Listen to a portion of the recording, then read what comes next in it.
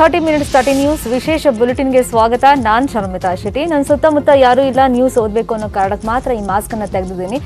ಎರಡನೇ ಅಲೆ ಕಡಿಮೆ ಆಗ್ತಿದೆ ಅಂತ ದಯವಿಟ್ಟು ಮೈ ಮರೆಯಕ್ಕೆ ಹೋಗಬೇಡಿ. ಎಲ್ಲರೂ ಕೋವಿಡ್ ಅಪ್ರಾಪ್ರಿಯೇಟ್ ಬಿಹೇವಿಯರ್ ದಯವಿಟ್ಟು ಫಾಲೋ ಮಾಡಿ. ಸರಿಯಾದ ಕ್ರಮದಲ್ಲಿ ಮಾಸ್ಕ್ ಹಾಕೊಳ್ಳಿ, ಸೋಷಿಯಲ್ ಡಿಸ್ಟೆನ್ಸ್ ಮೇಂಟೈನ್ ಮಾಡಿ, ಕೈಗಳನ್ನು ಸ್ಯಾನಿಟೈಸ್ ಮಾಡೋದು ಯಾವುದೇ ಕಾರಣಕ್ಕೂ ಮರಿಬೇಡಿ, ನಿರ್ಲಕ್ಷ್ಯ ಮಾಡಬೇಡಿ. ಪ್ರಮುಖ 30 ಸುದ್ದಿಯನ್ನು ಈಗ ಒಂದೊಂದಾಗಿ ನೋಡ್ತಾ ಹೋಗೋಣ. ರಾಜ್ಯಕ್ಕೆ ಕೋವಿಡ್ 3ನೇ ಅಲೆ ಆತಂಕ ಹಿನ್ನೆಲೆಯಲ್ಲಿ ಮಕ್ಕಳ ಬಗ್ಗೆ ಎಚ್ಚರಿಕೆ ವಹಿಸುವುದಕ್ಕೆ ಆಶಾ ಕಾರ್ಯಕರ್ತೆಯರಿಗೆ ಸಿಎಂ ಯಡಿಯೂರಪ್ಪ ಎಚ್ಚರಿಕೆಯನ್ನು ಕೊಟ್ಟಿದ್ದಾರೆ. 3ನೇ ಅಲೆಗೆ ಎಲ್ಲರೂ ಸಜ್ಜಾಗಬೇಕು, ಮಕ್ಕಳ ಆರೋಗ್ಯದ ಬಗ್ಗೆ ಕಾಳಜಿ ವಹಿಸಬೇಕು. ಈ ಬಗ್ಗೆ ತಾಯಂದಿರಿಗೆ ತಿಳಿಸಿ ಪೌಷ್ಟಿಕ ಆಹಾರದ ಮಹತ್ವದ ಬಗ್ಗೆ ಅರಿವನ್ನು ಮೂಡಿಸಬೇಕು. ಅಪೌಷ್ಟಿಕ ಮಕ್ಕಳು, ಅನಾರೋಗ್ಯ ಪೀಡಿತ ಮಕ್ಕಳನ್ನು ಗುರುತಿಸಿ ಸೋಂಕು ನಿಯಂತ್ರಣಕ್ಕೆ ಶ್ರಮಿಸಬೇಕು ಅಂತ ಸಂವಾದದಲ್ಲಿ ಅಂಗನವಾಡಿ ಕಾರ್ಯಕರ್ತೆಯರಿಗೆ ಸಿಎಂ ಯಡಿಯೂರಪ್ಪ ಸೂಚನೆಯನ್ನು ಕೊಟ್ಟಿದ್ದಾರೆ.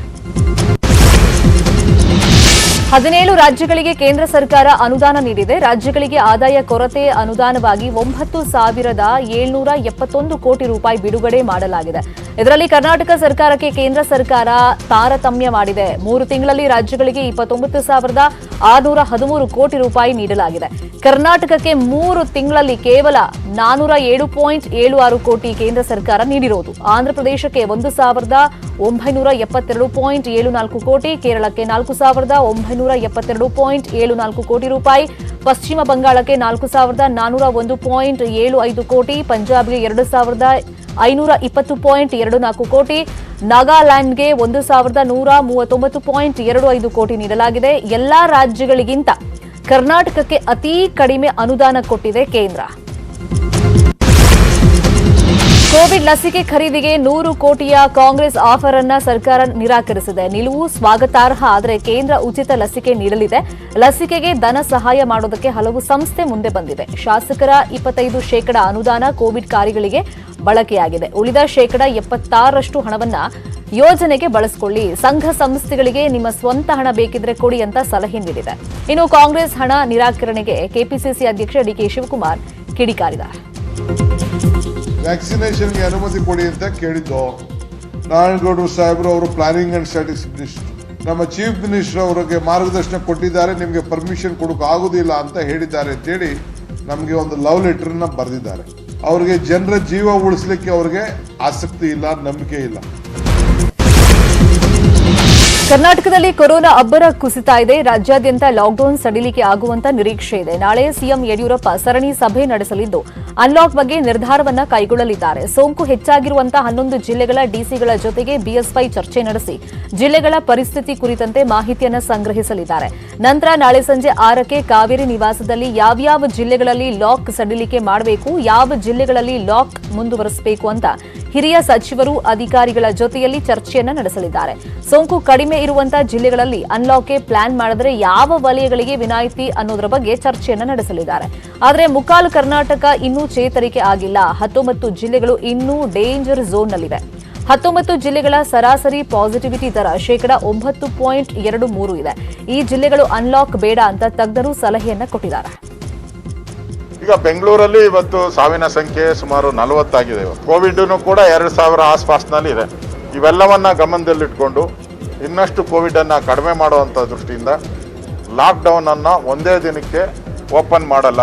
ನಿನ್ನೆ ಮುಖ್ಯಮಂತ್ರಿಗಳ ಜೊತೆ ಸುದೀರ್ಘವಾಗಿ ಚರ್ಚೆ ಮಾಡಿದ್ದೀರಿ. ನಾನು, ಬಸವರಾಜ ಬೊಮ್ಮಾಯಿ ಅವರು, ಇನ್ನೂ ಕೆಲವು ನಮ್ಮ ಸುಧಾಕರ್ ಅವರು ಚರ್ಚೆ ಮಾಡಿದಿರಿ. ಲಾಕ್ಡೌನ್ ಅನ್ನ ಹಂತ ಹಂತವಾಗಿ ನಾವು ಮಾಡ್ತೀವಿ. ಸೊ ಮೋಸ್ಟ್ಲಿ ಒಂದು 4 ರಿಂದ 5 ಹಂತಗಳಲ್ಲಿ ಮಾಡ್ಬೋದು. ಫಸ್ಟು ಟೈಮಿಂಗ್ಸ್ ಏನು ಇವಾಗ ಬೆಳಗ್ಗೆ 6 ರಿಂದ 10 ಇದೆ, ಅದಕ್ಕೆ ಸ್ವಲ್ಪ ರಿಲೀಸ್ ಸಿಗ್ಬೋದು. ಪಾರ್ಕ್ಗಳಲ್ಲಿ ವಾಕ್ ಮಾಡುವಂಥವ್ರಿಗೆ ಸ್ವಲ್ಪ ರಿಲೀಸ್ ಸಿಗ್ಬೋದು.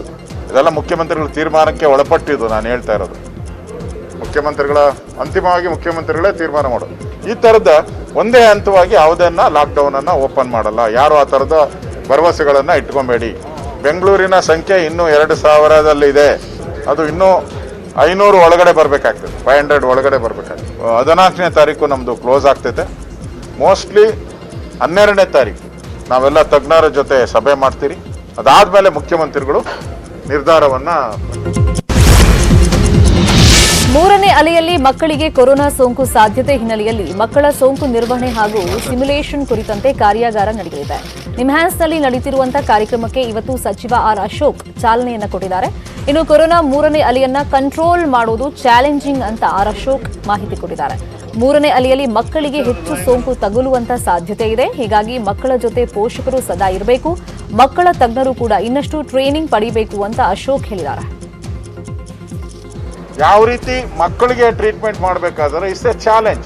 ದೊಡ್ಡವರಿಗೆ ಟ್ರೀಟ್ಮೆಂಟ್ ಮಾಡ್ದಂಗೆ ಮಕ್ಕಳಿಗೆ ಮಾಡೋಕ್ಕಾಗಲ್ಲ.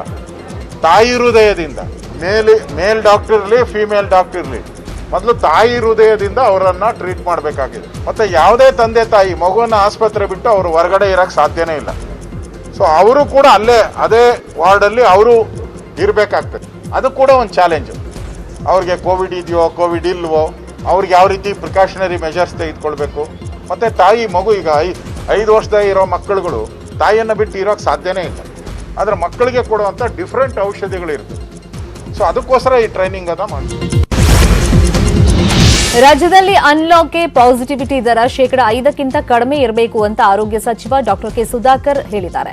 ಪಾಸಿಟಿವ್ ಸಂಖ್ಯೆ ಕಡಿಮೆ ಆದರೆ ಹಂತ ಹಂತವಾಗಿ ನಿರ್ಬಂಧ ಸಡಿಲಿಕೆ ಒಂದೇ ಬಾರಿಗೆ ಅನ್ಲಾಕ್ ಮಾಡಕ್ಕಾಗಲ್ಲ. ಕೋವಿಡ್ ನಿಯಂತ್ರಣಕ್ಕೆ ಬಂದಿದೆ, ಹೀಗಾಗಿ ಲಾಕ್ಡೌನ್ ತೆಗೆಯೋ ಚರ್ಚೆ ನಡೆದಿದೆ. ನಾಳೆ ಸಿಎಂ ಜೊತೆ ಸಭೆ ನಡೆಸಲಾಗುತ್ತೆ. ನಾಳೆ ಸಭೆ ನಂತರ ಅನ್ಲಾಕ್ ಸ್ವರೂಪ ಸ್ಪಷ್ಟವಾಗಿ ಹೇಳ್ತೀವಿ ಅಂತ ಹೇಳಿದ್ದಾರೆ. ಲಾಕ್ಡೌನ್ ಆದಮೇಲೆ ಸಡನ್ ಆಗಿ ನಾವು ಸಂಪೂರ್ಣ ಅನ್ಲಾಕ್ ಮಾಡಿಬಿಟ್ರೆ ಮತ್ತೆ ಅದು ಹೆಚ್ಚು ಸೋಂಕಿತರು ಆಗ್ತಾರೆ. ಹಾಗಾಗಿ ಸೋಂಕು ಹೆಚ್ಚಾಗ್ತದೆ. ಅದನ್ನಿಟ್ಕೊಂಡು ನಾವು ಎಲ್ಲ ಹಿರಿಯ ಸಚಿವರುಗಳು ಮಾನ್ಯ ಮುಖ್ಯಮಂತ್ರಿಗಳ ಜೊತೆ ಚರ್ಚೆ ಮಾಡಿ ಅಂತಿಮವಾಗಿ ಅನ್ಲಾಕ್ನ ಸ್ವರೂಪ ಯಾವ ರೀತಿ ಇರಬೇಕು ಅಂತೇಳಿ ತೀರ್ಮಾನವನ್ನು ಮಾಡ್ತೀವಿ. ರಾಜ್ಯದಲ್ಲಿ ಕರಿಮಾರಿ ಕೇಕೆ ಹೆಚ್ಚಾಗ್ತಾ ಇದೆ. ದಿನೇ ದಿನೇ ಬ್ಲಾಕ್ ಫಂಗಸ್ ಕೇಸ್ಗಳು ಹೆಚ್ಚಾಗ್ತಾ ಇದ್ದು ಜನರಲ್ಲಿ ಆತಂಕ ಸೃಷ್ಟಿ ಮಾಡ್ತಾ ಇದೆ. ದಾವಣಗೆರೆ, ಬಳ್ಳಾರಿ, ಕೊಪ್ಪಳ ಸೇರಿದಂತೆ ಹಲವು ಜಿಲ್ಲೆಗಳಲ್ಲಿ ಬ್ಲಾಕ್ ಫಂಗಸ್ ಕೇಸ್ಗಳು ದಿನದಿಂದ ದಿನಕ್ಕೆ ಜಾಸ್ತಿ ಆಗ್ತಾ ಇವೆ. ಬಳ್ಳಾರಿ, ವಿಜಯನಗರ ಜಿಲ್ಲೆ ವ್ಯಾಪ್ತಿಯಲ್ಲಿ 104 ಜನರಿಗೆ ಬ್ಲಾಕ್ ಫಂಗಸ್ ಪ್ರಕರಣಗಳು ಇವೆ. ಇನ್ನು 65 ಬ್ಲಾಕ್ ಫಂಗಸ್ ಸೋಂಕಿತರಿಗೆ ಬಳ್ಳಾರಿಯ ವಿಮ್ಸ್ ಆಸ್ಪತ್ರೆಯಲ್ಲಿ ಚಿಕಿತ್ಸೆಯನ್ನ ನೀಡಲಾಗ್ತಾ ಇದೆ. ಬ್ಲಾಕ್ ಫಂಗಸ್ ಚಿಕಿತ್ಸೆಗೆ ಆಂಪೋಟೆರಿಸಿನ್ ಬಿ ಇಂಜೆಕ್ಷನ್ ಕೊರತೆ ಎದುರಾಗಿದೆ. ಇನ್ನು ಕೊಪ್ಪಳದಲ್ಲಿ 23 ಬ್ಲಾಕ್ ಫಂಗಸ್ ಕೇಸಸ್ ಇದೆ. ಜಿಲ್ಲಾ ಆಸ್ಪತ್ರೆಯಲ್ಲಿ 9 ಜನರಿಗೆ ಚಿಕಿತ್ಸೆಯನ್ನ ನೀಡಲಾಗ್ತಾ ಇದೆ. ಇನ್ನು ದಾವಣಗೆರೆಯಲ್ಲೂ 63ಕ್ಕೆ ಬ್ಲಾಕ್ ಫಂಗಸ್ ಪ್ರಕರಣಗಳ ಸಂಖ್ಯೆ ಏರಿಕೆಯಾಗಿದೆ.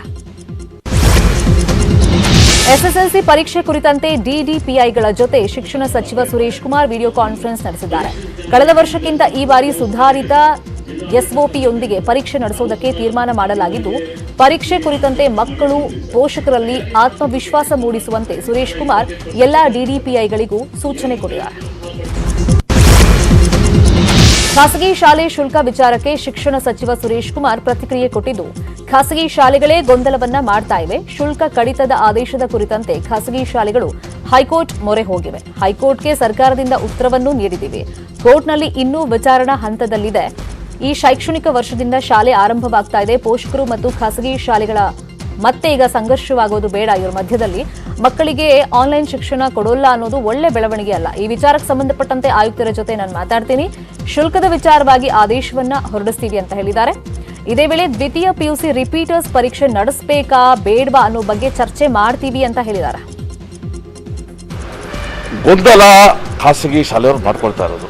ಈಗ ಅವ್ರು ಹೇಳೋದೇನು, ನಾವು ಮಾಡಿದ ಆದೇಶನ ನಾವು ಹೈಕೋರ್ಟಲ್ಲಿ ಪ್ರಶ್ನೆ ಮಾಡಿದ್ದೀವಿ ಅಂತ.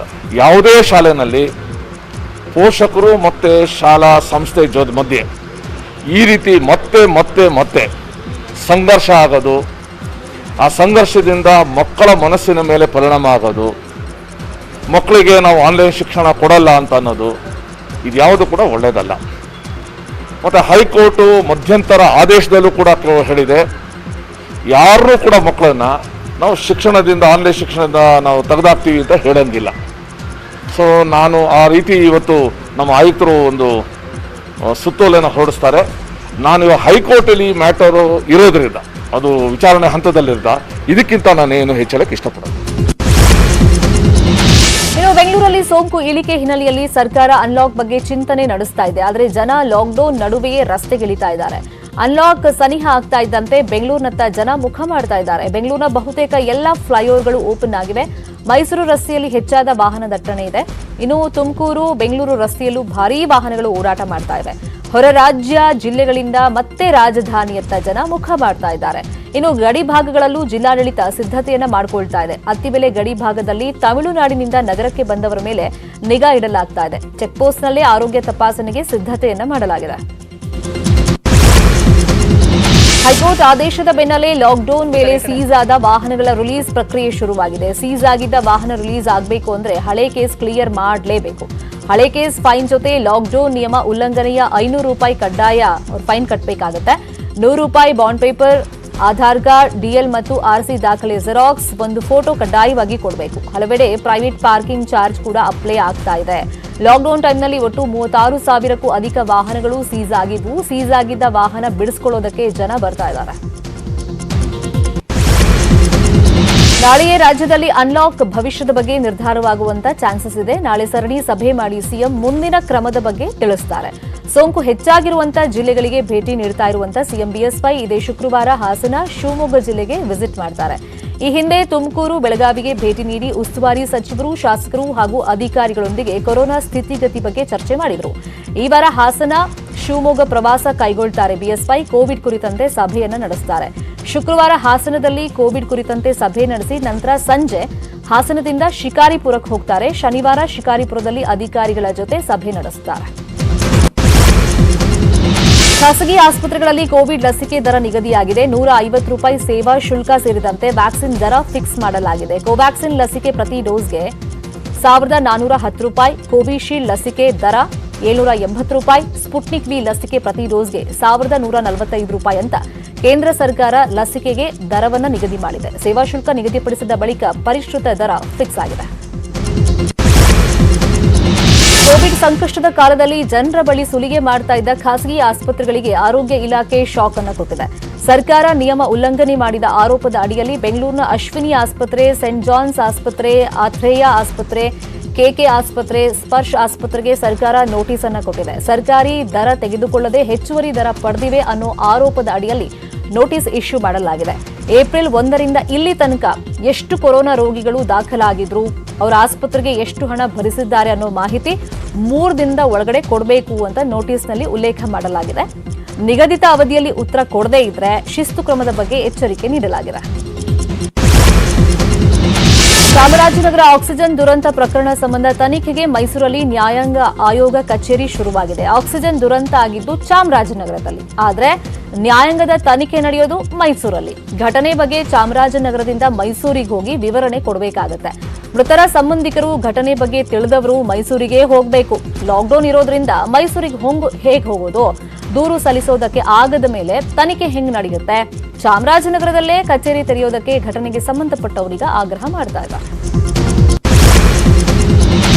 ವ್ಯಾಕ್ಸಿನ್ ಹಾಕಿಸಿಕೊಳ್ಳುವಂತೆ ಹೇಳಿದ ಯುವಕರ ಜೊತೆ ವೃದ್ಧೆಯೊಬ್ಬರು ಗಲಾಟೆ ಮಾಡಿದ್ದಾರೆ. ಚಿತ್ರದುರ್ಗದ ಹಿರಿಯೂರು ತಾಲೂಕಿನ ಕೆಆರ್ಹಳ್ಳಿಯಲ್ಲಿ ಘಟನೆ ನಡೆದಿದೆ. ನನಗೆ ಕೊರೋನಾ ಬಂದ್ರೆ ಬರಲಿ, ಬಿಟ್ರೆ ಬಿಡ್ಲಿ, ನನಗೆ ಕೋವಿಡ್ ವ್ಯಾಕ್ಸಿನ್ ಬೇಡವೇ ಬೇಡ, ನನಗೆ ಯಾವುದೇ ರೋಗ, ಬಿಪಿ, ಶುಗರ್ ಏನೂ ಇಲ್ಲ, ನಾನು ಗುಂಡ್ ಕಲ್ಲಿದ್ದಂಗೆ ಇದೀನಿ ಗೊತ್ತಾ, ಬೇವಿನ ಚಕ್ಕೆಯೇ ನನಗೆ ವ್ಯಾಕ್ಸಿನ್ ಅಂತ ಅಜ್ಜಿ ಗಲಾಟೆ ಮಾಡಿದ್ದಾರೆ. ವ್ಯಾಕ್ಸಿನ್ ಒಳ್ಳೇದ್ ಕಣಮ್ಮ, ನಿನಗೆ ಕೊರೋನಾ ಬರಲ್ಲ, ಯಾವ ಕಾಯಿಲೆನೂ ಬರಲ್ಲ ಅಂತಾರೆ. ಕಾಯಿಲೆ ಬಂದ್ರೆ ಬರ್ಲಿ, ಬಿಟ್ಟೆ ಬಿಡ್ಲಿ, ನನ್ನ ಇಷ್ಟ ಅದು. ವ್ಯಾಕ್ಸಿನ್ ಯಾಕೆ ಹಾಕ್ಸಮಲ್ಲ ಅಷ್ಟೇ ಹೇಳು. ಏನಮ್ಮ ವ್ಯಾಕ್ಸಿನ್ ಹಾಕ್ಸಿಲ್ಲ ಹಂಗೆ ಮಾಡ್ಬೇಡ. ಆರೋಗ್ಯ ಚೆನ್ನಾಗಿರೋ ನಾನು ನಂದಿದೆ ಗುರ್ತಿದ್ದು ಯಾವ್ದು ಮರದ್ದು ಗುರ್ತು ಬಾರ್ದು, ಯಾಕಂದ್ರೆ ಕೆಚ್ಚಿ ಬಿಡ್ತೀನಿ, ಕುಡಿತೀನಿ, ಗುಂಡ್ ಕಲ್ಲಿದ್ದಂಗೆ ನೋಡಿ. ಹೌದೇನು? ಬಿಪಿ ಶುಗರ್ ಇಲ್ಲ, ಬಿಪಿ ಶುಗರ್ ಯಾತಿಲ್ಲ. ಉಡುಪಿ ಜಿಲ್ಲೆಯಲ್ಲಿ ಪಾಸಿಟಿವಿಟಿ ರೇಟ್ ಇಳಿಕೆಯಾಗಿದೆ. ಪಾಸಿಟಿವಿಟಿ ರೇಟ್ 10ಕ್ಕಿಂತ ಕಡಿಮೆ ಇದೆ. 50ಕ್ಕಿಂತ ಹೆಚ್ಚು ಪಾಸಿಟಿವ್ ಪ್ರಕರಣ ಇರುವಂತಹ 16 ಗ್ರಾಮಗಳು 5 ದಿನ ಸೀಲ್ ಡೌನ್ ಮಾಡಲಾಗಿದೆ. ಒಂದು ವಾರದಲ್ಲಿ 50ಕ್ಕಿಂತ ಅಧಿಕ ಪಾಸಿಟಿವ್ ಇರುವಂತಹ ಗ್ರಾಮಗಳ ಸಂಖ್ಯೆ 16ಕ್ಕೆ ಇಳಿದಿದೆ. ಮನೆಗಳನ್ನ ಸೀಲ್ ಡೌನ್ ಮಾಡಿರೋದ್ರಿಂದ ಪಾಸಿಟಿವ್ ಪ್ರಕರಣ ಜಿಲ್ಲೆಯಲ್ಲಿ ಕಡಿಮೆಯಾಗಿದೆ. ಈಗಲೂ 3,000ದಷ್ಟು ಟೆಸ್ಟ್ ಮಾಡಲಾಗ್ತಾ ಇದೆ. ಮುಂದಿನ ಕೊರೋನಾ ಅಲೆಯಲ್ಲಿ ಮಕ್ಕಳಿಗೆ ಅಪಾಯ ಹೆಚ್ಚು ಅನ್ನೋ ಸಲಹೆ ತಜ್ಞರು ಕೊಟ್ಟಿದ್ದಾರೆ. ಮಕ್ಕಳ ಜೊತೆ ಪೋಷಕರು ಇರೋ ಕಾರಣ ಹೊಸ ಕೋವಿಡ್ ಕೇರ್ ಸೆಂಟರ್ ನಿರ್ಮಿಸಬೇಕಾಗುತ್ತೆ ಅಂತ ಉಡುಪಿ ಜಿಲ್ಲಾಧಿಕಾರಿ ಜಿ ಜಗದೀಶ್ ಹೇಳಿದ್ದಾರೆ. ಬೀದರ್ ಬ್ರಿಮ್ಸ್ ಆಸ್ಪತ್ರೆಯಲ್ಲಿ ವೆಂಟಿಲೇಟರ್ ಕಳ್ಳತನ ಆಗಿದೆ. ಕೊರೋನಾ ಕೇಸ್ ಕಡಿಮೆ ಆಗಿದ್ದೇ ಕಳ್ಳರಿಗೆ ಬಂಡವಾಳ ಆಗ್ತಾ ಇದೆ. 10 ದಿನಗಳಿಂದ ಕೋವಿಡ್ ಆಸ್ಪತ್ರೆ ಖಾಲಿ ಇರೋದ್ರಿಂದ ಕೋವಿಡ್ ವಾರ್ಡ್ನಿಂದ ಕಳ್ಳರು ವೆಂಟಿಲೇಟರ್ ಅನ್ನೇ ಕದ್ಕೊಂಡು ಹೋಗ್ಬಿಟ್ಟಿದ್ದಾರೆ. ಆಸ್ಪತ್ರೆಯ ಹಿಂಬದಿ ಕಿಟಕಿ ಒಡೆದು 2 ವೆಂಟಿಲೇಟರ್ ಕಳ್ಳತನ ಮಾಡಿದ್ದಾರೆ. ಜಿಲ್ಲಾಸ್ಪತ್ರೆಗೆ ಹೆಚ್ಚುವರಿ ವರಿಷ್ಠಾಧಿಕಾರಿ ಗೋಪಾಲಯ್ಯ ಭೇಟಿ ನೀಡಿ ಪರಿಶೀಲನೆ ಮಾಡಿದ್ದಾರೆ. ಕೊರೋನಾ ಲಾಕ್ಡೌನ್ನಿಂದ ವನ್ಯಜೀವಿಗಳಿಗೂ ಸಂಕಷ್ಟ ಎದುರಾಗಿದೆ. 1 ವರ್ಷದಿಂದ ಮೃಗಾಲಯ ಸಫಾರಿಗೆ ಹೊಡೆತ ಬಿದ್ದಿದೆ. 2020 ಮಾರ್ಚ್ನಿಂದ ಭಾಗಶಃ ಮೃಗಾಲಯಗಳು ಬಂದ್ ಆಗಿದ್ದು ಬರೋಬ್ಬರಿ 47 ಕೋಟಿ ನಷ್ಟವಾಗಿದೆ. ಕಳೆದ ವರ್ಷ ಸರ್ಕಾರದಿಂದ ಕೇವಲ 20 ಕೋಟಿ ಅನುದಾನ ನೀಡಲಾಗಿದೆ. ಪ್ರಾಣಿಗಳ ದತ್ತು ಸ್ವೀಕಾರದಿಂದ 65 ಲಕ್ಷದಿಂದ 75 ಲಕ್ಷದವರೆಗೆ ಹಣ ಬಂದಿದೆ. ಪ್ರಾಣಿಗಳ ಆಹಾರಕ್ಕೆ ಬೇಕೇ ಬೇಕು. ತಿಂಗಳಿಗೆ ಸರಾಸರಿ 17 ರಿಂದ 19 ಲಕ್ಷ. ಬೆಂಗಳೂರಿನ ಬನ್ನೇರುಘಟ್ಟ ಉದ್ಯಾನವನದಲ್ಲಿ ಪ್ರತಿನಿತ್ಯವೂ 1 ರಿಂದ 2 ಲಕ್ಷದವರೆಗೂ ಕಲೆಕ್ಷನ್ ಆಗ್ತಾ ಇತ್ತು. ಈಗ ಈ ಆದಾಯಕ್ಕೆ ಕೊಕ್ಕೆ ಬಿದ್ದಿದೆ. ಇನ್ನು ಬೆಳಗಾವಿಯ ಭೂತರಾಮನಹಟ್ಟಿ ಗ್ರಾಮದ ಕಿತ್ತೂರು ರಾಣಿ ಚೆನ್ನಮ್ಮ ಪ್ರಾಣಿ ಸಂಗ್ರಹಾಲಯಕ್ಕೆ ಆದಾಯದ ಕೊರತೆ ಎದುರಾಗಿದೆ. ಗದಗ್ನ ಬಿಂಕದ ಕಟ್ಟಿ ಮೃಗಾಲಯಕ್ಕೂ ಬಿಸಿ ತಟ್ಟಿದೆ. ಝೂಗಳಲ್ಲಿ ಇರುವಂತಹ ಪ್ರಾಣಿಗಳನ್ನ ದತ್ತು ಪಡೆಯುವಂತೆ ಚಾಲೆಂಜಿಂಗ್ ಸ್ಟಾರ್ ದರ್ಶನ್ ಕರೆ ನೀಡಿದ್ರು. ಅದರಂತೆ ಸಾವಿರಾರು ಡಿಬಾಸ್ ಫ್ಯಾನ್ಸ್ ರಾಜ್ಯದ ಹಲವು ಮೃಗಾಲಯಗಳಲ್ಲಿರುವಂತಹ ಪ್ರಾಣಿಗಳನ್ನ ದತ್ತು ಪಡ್ಕೊಂಡಿದ್ದಾರೆ. ಕೇವಲ 4 ದಿನಗಳಲ್ಲಿ ಸುಮಾರು 2,000ಕ್ಕೂ ಅಧಿಕ ಜನರು ಪ್ರಾಣಿಗಳನ್ನ ದತ್ತು ಸ್ವೀಕಾರ ಮಾಡಿದ್ದಾರೆ. ರಾಜ್ಯದ 9 ಝೂಗಳಿಗೆ 4 ದಿನಗಳಲ್ಲಿ ಬರೋಬ್ಬರಿ 70,33,000 ರೂಪಾಯಿ ಹಣ ಸಂದಾಯ ಆಗಿದೆ. ದರ್ಶನ್ ಅವರ ಈ ಕರೆಗೆ ಅರಣ್ಯ ಸಚಿವ ಅರವಿಂದ ಲಿಂಬಾವಳಿ ಧನ್ಯವಾದ ಅರ್ಪಿಸಿದ್ದಾರೆ. ಉಳಿದಿರುವಂತಹ ಪ್ರಮುಖ ಸುದ್ದಿ ನೋಡೋಣ ಬ್ರೇಕ್ ಆದ್ಮೇಲೆ. ರಾಜ್ಯ ಬಿಜೆಪಿ ಉಸ್ತುವಾರಿ ಅರುಣ್ ಸಿಂಗ್ ಆಗಮಿಸಲಿದ್ದಾರೆ. ಮುಂದಿನ ವಾರ ರಾಜ್ಯಕ್ಕೆ ಆಗಮಿಸಲಿರುವಂತಹ ಅರುಣ್ ಸಿಂಗ್ ರಾಜ್ಯ ನಾಯಕರ ಜೊತೆ ಸಭೆ ನಡೆಸಿ ನಾಯಕತ್ವ ಬದಲಾವಣೆ ಗೊಂದಲದ ಬಗ್ಗೆ ಚರ್ಚೆಯನ್ನು ನಡೆಸುತ್ತಾರೆ. ಮೈಸೂರು ಜಿಲ್ಲೆಯ ನಂಜನಗೂಡಿನ ಮುಡಿ ಕೂದಲು ವಿವಾದದ ತೀರ್ಪು ಪ್ರಕಟವಾಗಿದೆ. ಹರಕೆ ಮುಡಿ ತೆಗೆಸಿದ ಕೂದಲು ದೇವಾಲಯಕ್ಕೆ ಸೇರಬೇಕು ಅಂತ ನಂಜನಗೂಡು ಶ್ರೀಕಂಠೇಶ್ವರ ದೇವಸ್ಥಾನದ ಪರವಾಗಿ ಟಿ ನರಸೀಪುರ ಸಿವಿಲ್ ಕೋರ್ಟ್ನಿಂದ ಐತಿಹಾಸಿಕ ತೀರ್ಪು ಪ್ರಕಟವಾಗಿದೆ. ನಯನ ಕ್ಷತ್ರಿಯ ಸಂಘಕ್ಕೆ ಮುಡಿ ತೆಗೆಸಿದ ಕೂದಲು ಸೇರಲ್ಲ ಅಂತ 25 ವರ್ಷಗಳ ವಿವಾದಕ್ಕೆ ಕೋರ್ಟ್ ತೆರೆಯನ್ನ ಎಳೆದಿದೆ. ನಂಜನಗೂಡು ದೇವಾಲಯ ಹಾಗೂ ನಯನ ಕ್ಷತ್ರಿಯ ಸಂಘದ ನಡುವೆ ವ್ಯಾಜ್ಯ ನಡೀತಾ ಇತ್ತು. ಮುಡಿ ಕೂದಲು ತೆಗೆಯೋ ಹಾಗೂ ಮುಡಿ ಕೂದಲಿನ ಸಂಪೂರ್ಣ ಹಕ್ಕು ತಮ್ಮದೇ ಅಂತ ದಾವೆ ಹೂಡಿದ ನಯನ ಕ್ಷತ್ರಿಯ ಸಂಘಕ್ಕೆ ತೀರ್ಪಿನಿಂದ ಹಿನ್ನಡೆಯಾಗಿದೆ. ಮುಡಿ ಕೂದಲಿನ ಸಂಪೂರ್ಣ ಹಕ್ಕಿನಿಂದ ದೇವಾಲಯಕ್ಕೆ ಮತ್ತಷ್ಟು ಆದಾಯ ಹೆಚ್ಚಾಗುತ್ತೆ. ವಯೋಸಹಜ ಕಾಯಿಲೆಯಿಂದ ಬಳಲ್ತಾ ಇದ್ದ ಬಿಜೆಪಿಯ ಹಿರಿಯ ಶಾಸಕ ಸಿಎಂ ಉದಾಸಿ ನಿನ್ನೆ ವಿಧಿವಶರಾಗಿದ್ರು. ಹಾವೇರಿ ಜಿಲ್ಲೆ ಹಾನಗಲ್ ಪಟ್ಟಣದ ವಿರಕ್ತ ಮಠದ ರುದ್ರಭೂಮಿಯಲ್ಲಿ ಅಂತಿಮ ವಿಧಿವಿಧಾನ ಕಾರ್ಯಗಳು ನಡೆಯಿತು. ಇನ್ನು ಗೃಹ ಸಚಿವ ಬಸವರಾಜ ಬೊಮ್ಮಾಯಿ ನೇತೃತ್ವದಲ್ಲಿ ಸಕಲ ಸರ್ಕಾರಿ ಗೌರವ ಸಲ್ಲಿಸಲಾಯಿತು. ಗಾಳಿಯಲ್ಲಿ 3 ಸುತ್ತು ಗುಂಡು ಹಾರಿಸಿ ಪಾರ್ಥಿವ ಶರೀರದ ಮೇಲೆ ರಾಷ್ಟ್ರಧ್ವಜ ಹೊದಿಸಿ ಗೌರವ ಸಲ್ಲಿಕೆ ಮಾಡಲಾಯಿತು. ವಿರಕ್ತ ಮಠದ ರುದ್ರಭೂಮಿಯಲ್ಲಿ ಲಿಂಗಾಯತ ವಿಧಿವಿಧಾನದಂತೆ ಅಂತ್ಯಕ್ರಿಯೆ ನಡೆಯಿತು. ದಾವಣಗೆರೆಯಲ್ಲಿ ಪೆಟ್ರೋಲ್ ಡೀಸೆಲ್ ಖರೀದಿಗೆ ಸಾಲ ನೀಡುವಂತೆ ಬ್ಯಾಂಕ್ ಮುಂದೆ ಪ್ರತಿಭಟನೆ ನಡೆಸಲಾಗ್ತಾ ಇದೆ. ಭಾರತೀಯ ಯುವ ಕಾಂಗ್ರೆಸ್ ಕೆನರಾ ಬ್ಯಾಂಕ್ ಮುಂದೆ ಪ್ರೊಟೆಸ್ಟ್ ಮಾಡ್ತಾ ಇದ್ದು ಪೆಟ್ರೋಲ್ ಡೀಸೆಲ್ ಬೆಲೆ ಹೆಚ್ಚಾಗಿದ್ದಕ್ಕೆ ಆಕ್ರೋಶ ವ್ಯಕ್ತಪಡಿಸ್ತಾ ಇದ್ದಾರೆ. ವಾಹನ ದಾಖಲೆಗಳನ್ನು ಇಟ್ಕೊಂಡು ಪೆಟ್ರೋಲ್ ಡೀಸೆಲ್ಗೆ ಸಾಲ ನೀಡುವಂತೆ ಆಗ್ರಹ ಮಾಡ್ತಾ ಇದ್ದಾರೆ. ನಮಸ್ಕಾರ ಸ್ನೇಹಿತರೆ, ಇವತ್ತು ನಾವು ದೇಶದ ಅತಿ ದೊಡ್ಡ ಬ್ಯಾಂಕು ಕೆನರಾ ಬ್ಯಾಂಕ್ ಮುಂದೆ ಇವತ್ತು ನಮ್ಮ ಗಾಡಿಗೆ ಇದಾಗಿದೆ. ಇವತ್ತು ಜನಸಾಮಾನ್ಯರು ಒಂದು ಸ್ಥಳದಿಂದ ಇನ್ನೊಂದು ಸ್ಥಳ ಹೋಗಬೇಕಂದ್ರೆ 100 ರೂಪಾಯಿ ಇವತ್ತು ಪೆಟ್ರೋಲ್ ಹಾಕಬೇಕಾಗುವಂತ ಬಚ್ಚಿಟ್ಕೊಂಡಾರೆ. ಆದರೆ ನಾವು ಜನಸಾಮಾನ್ಯರು ಈ ದೇಶದ ಪ್ರಜೆಗಳು ನಿಮ್ಮ ಲೋನನ್ನು ನಿಷ್ಠಾವಂತವಾಗಿ ಪೂರೈಸ್ತೀವಿ ಅದರ ಮೇಲೆ. ಹಾಗಾಗಿ ಈ ಕೂಡಲೇ ತಾವು ಲೋನ್ ಪ್ರೊವೈಡ್ ಮಾಡಬೇಕು ಅಂತೇಳಿ ನಾನೆಲ್ಲರಲ್ಲಿ ಎಲ್ಲ ಬ್ಯಾಂಕ್ ಮ್ಯಾನೇಜರ್ಗಳಿಗೆ ರಾಷ್ಟ್ರೀಯ ಭಾರತ ದೇಶದಲ್ಲಿ ಪೆಟ್ರೋಲ್ ಡೀಸೆಲ್ ಬೆಲೆ 100 ರೂಪಾಯಿ ಮುಟ್ಟಿದೆ. ಪೆಟ್ರೋಲ್ ಡೀಸೆಲ್ ಬೆಲೆ ವಿರೋಧಿಸಿ 100 ನಾಟ್ ಔಟ್ ಎಂಬ ಶೀರ್ಷಿಕೆಯಲ್ಲಿ ಕಾಂಗ್ರೆಸ್ ವಿನೂತನ ಪ್ರತಿಭಟನೆ ಮಾಡ್ತಾ ಇದೆ. ಜೂನ್ 11 ರಿಂದ 15ರವರೆಗೂ ವಿನೂತನ ಪ್ರತಿಭಟನೆ ನಡೆಸಿ ಪೆಟ್ರೋಲ್ ದರ ಏರಿಕೆ ಖಂಡಿಸಿ ಹೋರಾಟವನ್ನ ನಡೆಸುತ್ತೆ. ಇನ್ನು 5 ಪ್ರಮುಖ ಸುದ್ದಿ ನೋಡೋದು ಬಾಕಿ ಇದೆ. ಬ್ರೇಕ್ ಆದ್ಮೇಲೆ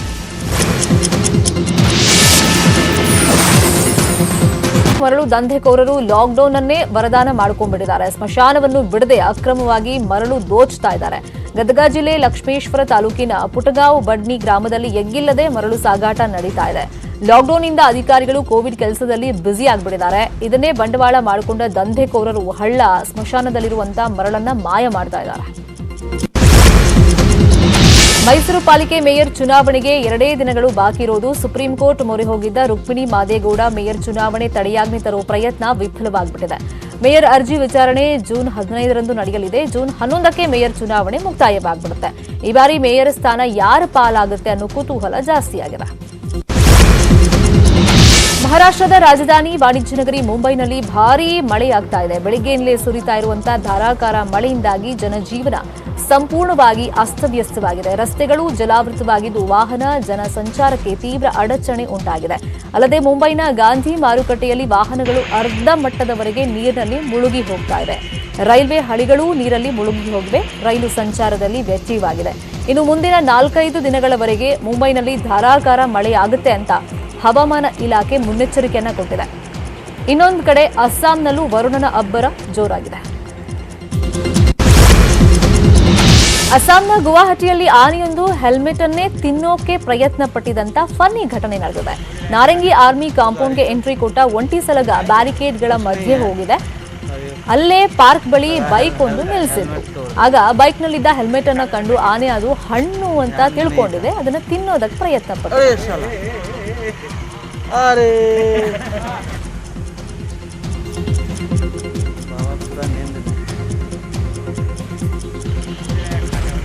गाड़ी का कुछ नहीं है,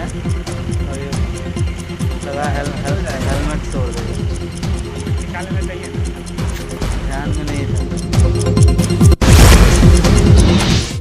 ನೆಟ್ವರ್ಕ್ 18 ಫೆಡರಲ್ ಬ್ಯಾಂಕ್ ಸಹಯೋಗದಲ್ಲಿ ಸಂಜೀವಿನಿ ಗಾಡಿ ಪೂರ್ತಿ ಭಾರತದ ಕೊರೋನಾ ಬಾಧಿತ ಜಿಲ್ಲೆಗಳಲ್ಲಿ ರೌಂಡ್ಸ್ ಹಾಕ್ತಾ ಇದೆ. ಕೋವಿಡ್ ಲಸಿಕೆ ಬಗ್ಗೆ ಜನರಲ್ಲಿ ಜಾಗೃತಿ ಮೂಡಿಸ್ತಾ ಇದೆ. ಇವತ್ತು ನಮ್ಮ ಸಂಜೀವಿನಿ ಗಾಡಿ ಎಲ್ಲೆಲ್ಲಿ ಸಂಚಾರ ಮಾಡಿದೆ, ಎಷ್ಟು ಜನರನ್ನ ರೀಚ್ ಆಗಿದೆ ಅನ್ನೋದನ್ನ ನೋಡೋದಾದ್ರೆ